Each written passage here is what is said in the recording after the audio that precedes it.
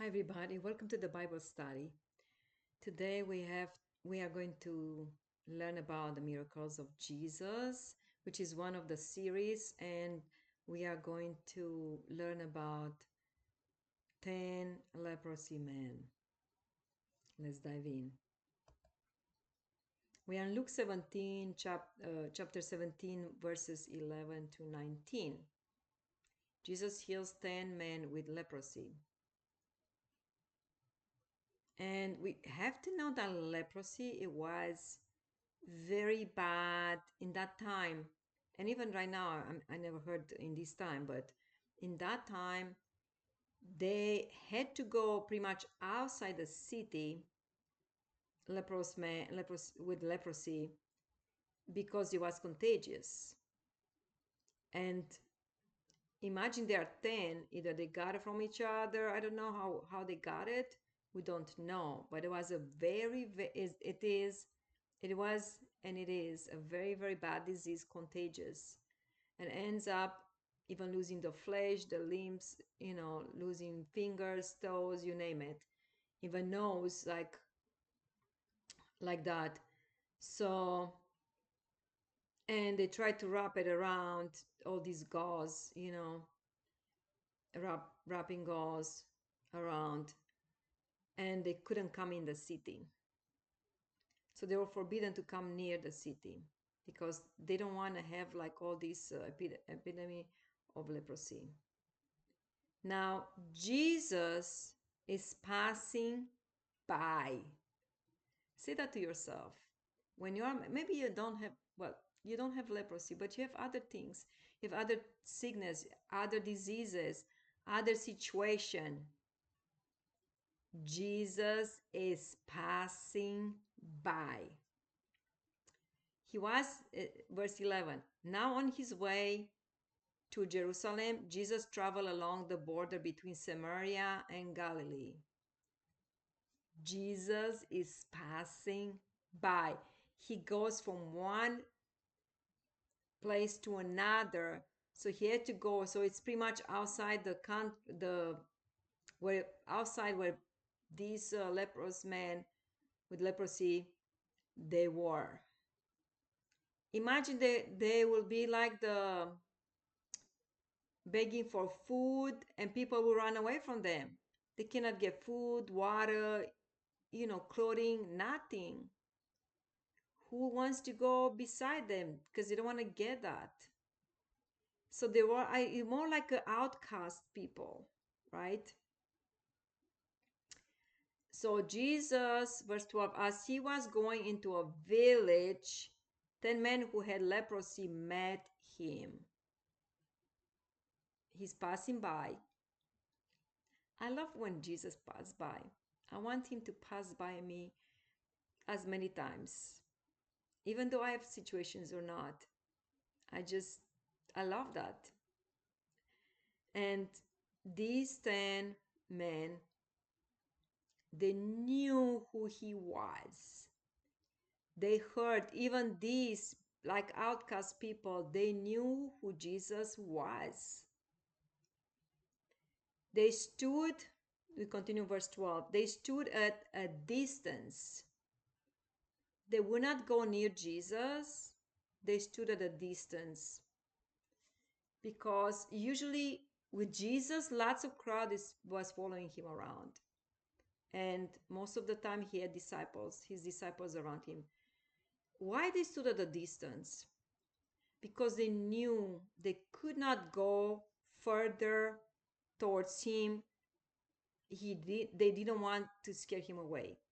Other people probably they's like, give me some water. They run after people that run much further.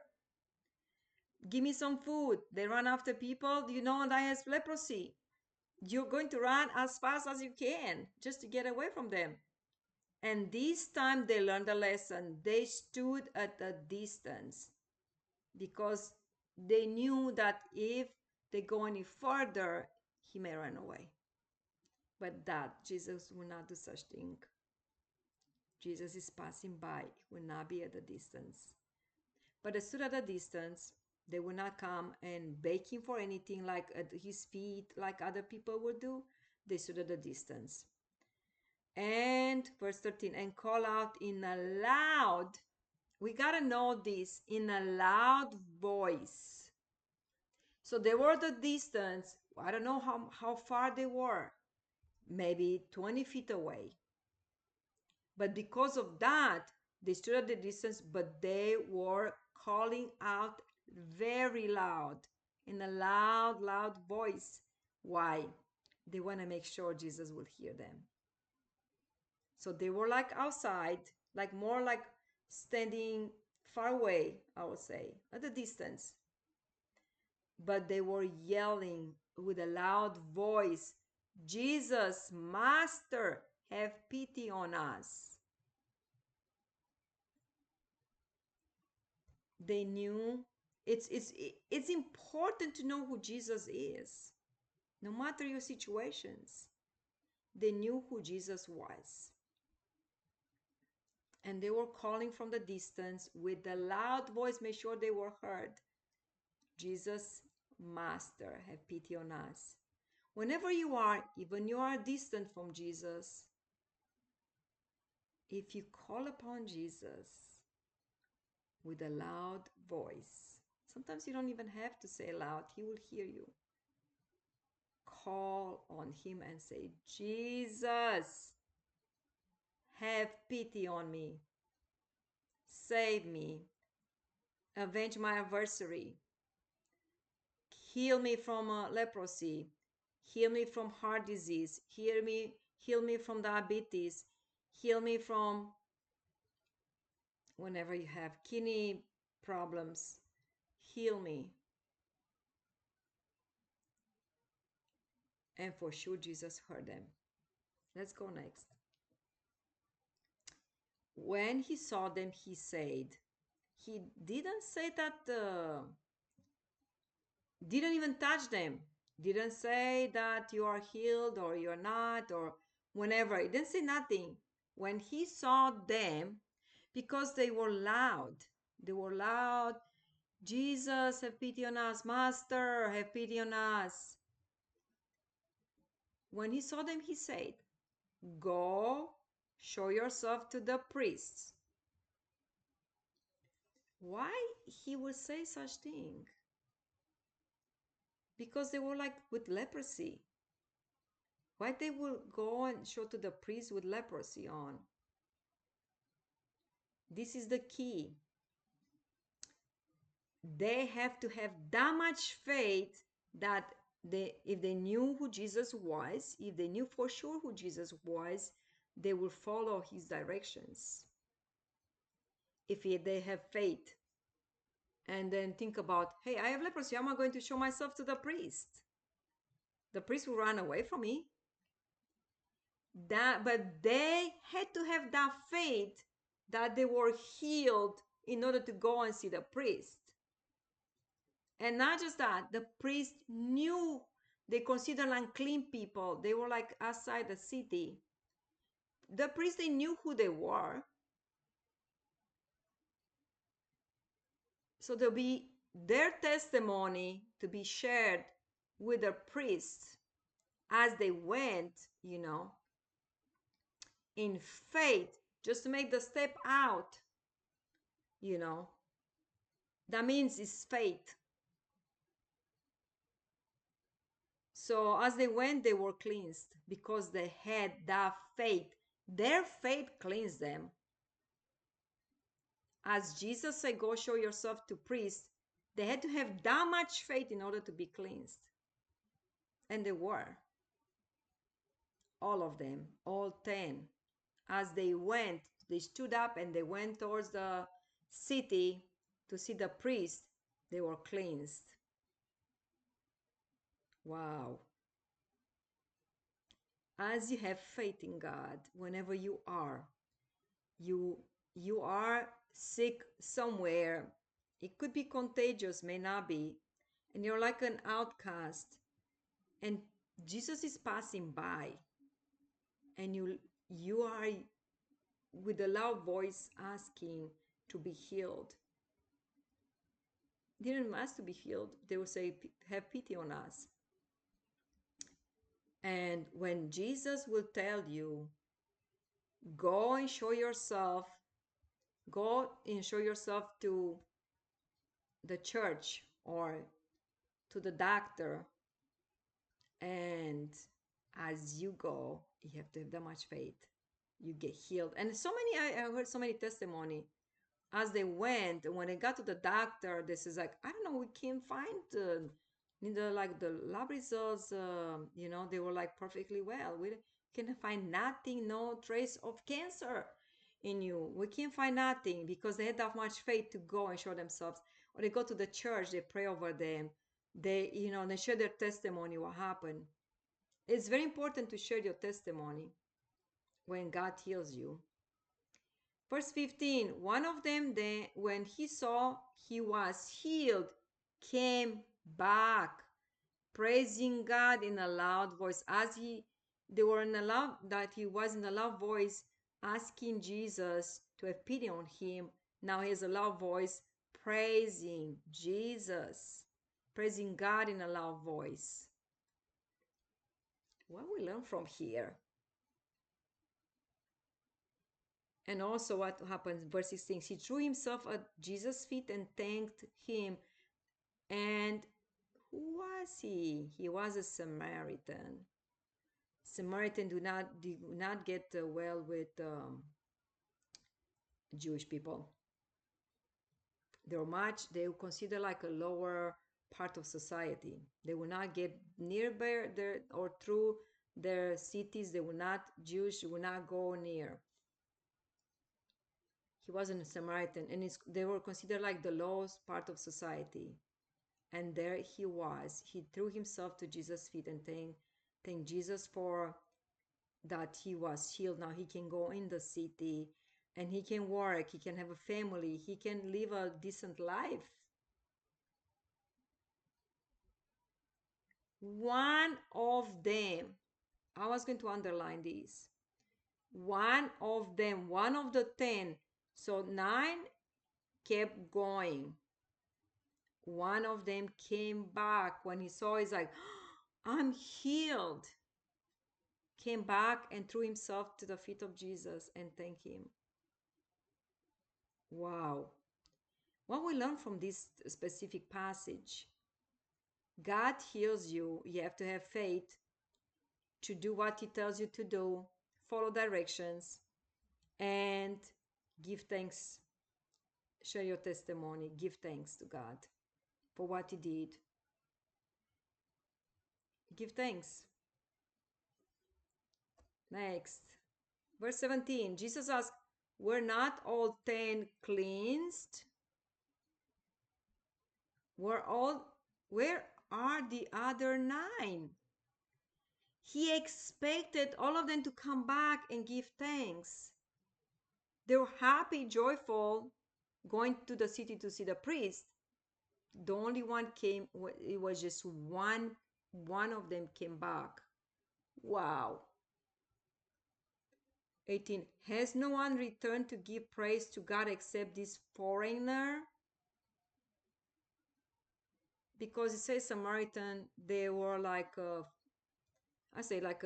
people like they were not like in the low society. Like he's a foreigner, like he is not belonging to people of God, like will not be Jewish people. And that one came back. Wow. He is a little bit, as you can see, I like this picture because he's looking, the other ones were so joyful. Like they did all the steps. They saw Jesus, they knew who he was, they were yelling loud, make sure Jesus hears them. They told them what they want to have pity on us. And Jesus told them to go and show to the priest. They did that. They followed all the directions. They went and they saw they got healed and they rejoiced and all that, very, very happy. They forgot the most important thing: who healed them and what they have to do.